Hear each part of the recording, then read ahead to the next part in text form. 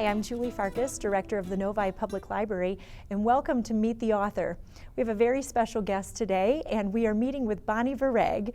Bonnie, thank you so much for joining me. It's my pleasure. And Bonnie, you are the author of the book, The Stovepipe. And we're so excited that you've given us a few minutes of your time today to talk about your book and for us to get to know you better and for our audience to get to know you. I understand you live here in Novi. Yes, I do. I've lived here for some 20 years already. Oh, that's fantastic. It's wonderful to be connecting a local author with our library and with our community. Tell me a little bit about yourself. Well, I'm married. I have 3 sons, and 2 sons and 3 grandsons. And my hobbies are, I like to paint, I'm an artist, I like to write, and I like to sew. And I decided to write my book after I had some hand surgery, and that's how my book got started. You had been sharing with me previous that you were a seamstress, is that correct? And then also you designed window treatments. Yes, that was my business. Okay. I designed, my windows beautiful. I designed and fabricated window treatments for many years, and I loved it. But one day I developed a trigger finger, and I went to a doctor to fix it, and it was on my right hand. And she botched up the surgery, and my hand was turning into a claw. So I went to Barnes & Noble. My husband and I found this book, Top U.S. Hand and Nerve Specialist in the United States. So we went down to Duke University, and she had severed 4 of the nerves that went up my hand. Oh my goodness. So he fixed them, and but I wasn't able to go back to my sewing because it was my right hand. I always say I would have given my right hand if she would have messed up my left hand. Sure. But it didn't work that way. So I went back to taking out my old typewriter for finger therapy. And I thought, well, I can't go back to my business. I must well write a book. My book that had been in the back of my mind for some time. So here is this book then, and that's what we're talking about is The Stovepipe, and it's a memoir. It's a memoir. And it's set in the 1940s and 50s when you were a young girl, going through the foster care system. Is that correct? That's correct. So tell us a little bit about why, obviously you had a point that brought you to the typewriter, but what really compelled you to write the story? I wanted to get the story out there because I had so many questions concerning my past that hopefully I would find answers to if I wrote the book. I also wanted to take a little child. My purpose in writing the book is I wanted to take a little child by the hand, or my reader by the hand, and lead them through the life of a foster child. What it feels like for a little foster child to be bounced from one home to another and have to reinvent themselves in every home to like silly putty. Sure. And it's very difficult for them. And there has to be a better way in the foster care system. In the book, you talk about a number of different situations that you were in and a number of different families. And you were able to stay with some of your siblings throughout those times. You want to talk a little bit about that and the relationship with your sisters? Well, the first home that we were, first off, it was very surprising for the Children's Aid just to come in one day and grab us. It almost like kidnapped us from our family. It was a terrifying event. And what prompted that?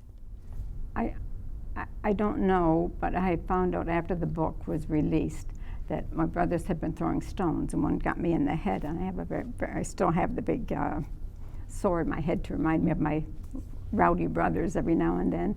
But they had to go and get a nurse to come down and look at me, and I think that someone complained that my mother was not home at the time to care for me, and it was shortly after that that the Children's Aid came and took us away from her. Now you came from a large family. How many siblings? My mother had a total of 18 children. Oh my goodness. She had 2 sets of twins. 2 sets of twins, and you are one. I am one. And the other set of twins are 2 years older than Betty and I. They're Gina and Joan, and they are identical. And so the 4 of you actually, I mean, it was you and your twin, Betty, that actually went first to a foster home, but then you end up coming together for some part in the book where the four of you, the two sets of twins, are actually together. Yes. And I know that you, the Kirkus Review, that wrote a beautiful review about your book, talks about, obviously, lots of laughter, a lot of tears, many situations that might be difficult for a reader to read, but it also enlightens a reader to what you were experiencing and what your siblings were experiencing going through this time period, and then obviously through the foster care system. Yes. Are you surprised by the attention that the book is getting and that you've received? I am in awe. The first time when my book was released, my husband and I had to go to a book signing at a little store in Port Rowan, Ontario. As we're pulling up, we saw all these people lined up down the street, and I said to my husband, they must be having a sale somewhere here. And so I walked into the store and I said to the owner, are you having a book sale? And she says, no. She says, those people are here for you to sign their book. And I was very surprised. And at one time, I had a really upsetting moment when a lady came and sat beside me. And she said, I want you to know that my name is, I think her name was Christine. And she said, I've written a letter to your sisters and to you apologizing for the way my grandparents treated you. Yeah. She says, I cried and cried when I read that book. I had no idea that my grandparents were so cruel. And I put my arm around her and I says, please don't let it bother you. You weren't even born at the time that we were there. It had nothing to do, you're not at fault. And she said, I know, but I do feel bad.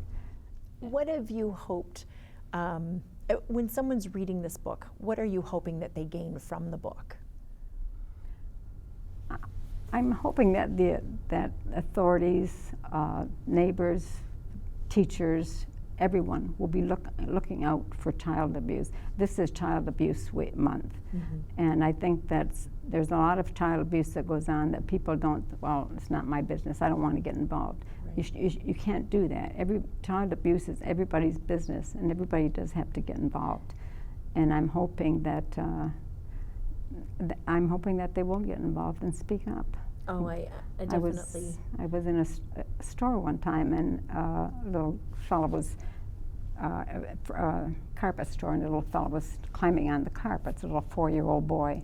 And his father took him outside and took his belt out and was ready to whip him. I took the belt away from him. Don't you dare touch that child or I'll report you to the police. So don't be afraid to speak up when you see things like this happen. Definitely. And I think from just me reading the book itself, it does encourage people to have a voice, or to be looking for signs of things. And I think one of my, not that I want to spoil parts of the book, but to encourage people to read it, one of my surprising parts of the book is where I would have thought the foster care system would have paid more attention to what was going on. I was surprised by reactions when they'd come out to the house and they'd do, they'd do visits, or when they would write down the reports and give reports of what was going on with you and your siblings. It was quite an eye-opener, absolutely, to be reading that and to see, what is going on and to be reminded of that. Do you have any contact with your siblings? And I was going to add here that also those foster social services should go to the school. I wish somebody would have come to the school and talked to us so we could have a little more confidential talk with them. You're they absolutely removed right. us from that horrible home that we were in. I was surprised that you were never interviewed on your own. When I think of today and what I think communication has done, with different agencies trying to reach out and trying to connect with children in this situation, I think they are trying to get that child to open up on their own, and that didn't seem to be the case. They tended to take the adult, obviously, who was in the situation and just take their word for it, or encourage you to be very quiet about what was going on. I think you were pretty much told not to say anything in the book. Well, there's that invisible wall of fear that envelops little foster kids, that they're afraid to speak out. And it happens time and time again that they're too afraid of what might happen to them if they do speak out. Sure, absolutely. So I know that this book gave you an opportunity to reach out a little more to your siblings and to find out more about them. So tell us a little bit about that and how that has gone on for you in terms of connecting. Well, I was quite surprised one day when my book came out that I would go online and I would read, a lady would send me an email. And she said, she introduced herself and she said, well, what I really want to tell you is that I am your niece and my father is your youngest brother, Joe. Wow. Well, Joe was one of the 5 children that my mother had after we were taken away from her. And I never knew about these 5 children. So with communicating with her back and forth, she was able to get the rest of our family together.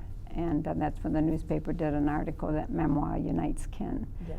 So, and that was wonderful. I still have one more brother yet to meet. And I'm looking forward out of to the that. 18. Out of the 18. How amazing. So for you then, it's also connected you with a number of people that you didn't even know that are your family. That's right. It's like my life was one broken puzzle, and it was just all the puzzle pieces are starting to come together now, and I can understand what happened in my life. And do you feel that puzzle is pretty well complete at this point? Pretty well complete at this point, yes. One of the things that I was so impressed by was your writing style, and I know that you have not had any formal writing experience or any background in writing, but you have an amazing voice in the story. I just have to ask, because anyone would want me to be asking you this, is there another book in your future? Now, I will have to go back to where you're talking about my writing. When I was in grade 8 in high school, I had a little green scribbler where I wrote all my compositions. And when I left, not high school, when I left public school in grade 8, my teacher asked me, do you mind if I keep this little green scribbler? I want to show people how to write a composition. So then you did have writing. So I must have had at that time, but I mean, I just never did thought much about it. You did a fantastic job. The voice of you as a child, as Bonnie as a child, is just amazing, and it tells such a fantastic story. I look forward to our community reading your book. It's called The Stovepipe. And Bonnie, I thank you so much for joining me today for Meet the Author, and we hope that you will check out this book at the Novi Public Library. It is The Stovepipe by Bonnie Virag. Thank you.